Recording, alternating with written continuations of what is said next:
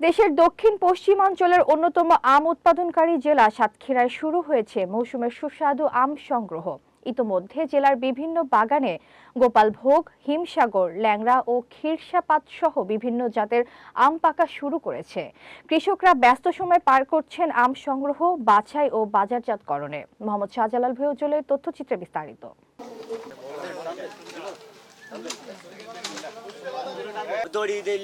তবে উৎপাদন ভালো হলেও ন্যায্য দাম পাওয়া নিয়ে শঙ্কায় রয়েছেন চাষিরা। তারা জানান, আবহাওয়া অনুকূলে থাকায় এবছর আমের ফলন ভালো হয়েছে, কিন্তু বাজারে দামের অস্থিরতা, মধ্যস্থভোগীদের দৌরাত্ম্য এবং পরিবহন খরচ বৃদ্ধি পাওয়ায় লাভ নিয়ে অনিশ্চয়তা তৈরি হয়েছে।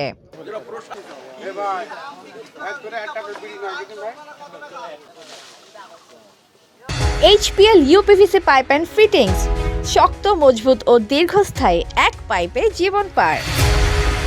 সাতক্ষীরার শ্যামনগর, কালীগঞ্জ ও তালা উপজেলার বিভিন্ন বাগান ঘুরে দেখা যায়, কৃষকরা গাছ থেকে আম নামিয়ে ঝুড়িতে ভরে স্থানীয় আড়তে পাঠাচ্ছেন।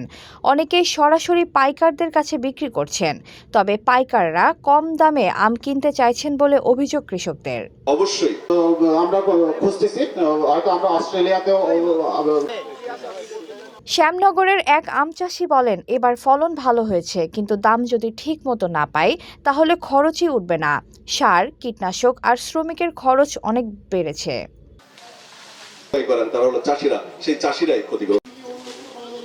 স্থানীয় কৃষি বিভাগ জানায়, এবছর জেলায় কয়েক হাজার হেক্টর জমিতে আমের আবাদ হয়েছে এবং ফলনও আশাব্যঞ্জক। তারা কৃষকদের ন্যায্য দাম নিশ্চিত করতে বাজার ব্যবস্থাপনা জোরদার করার কথা জানিয়েছেন।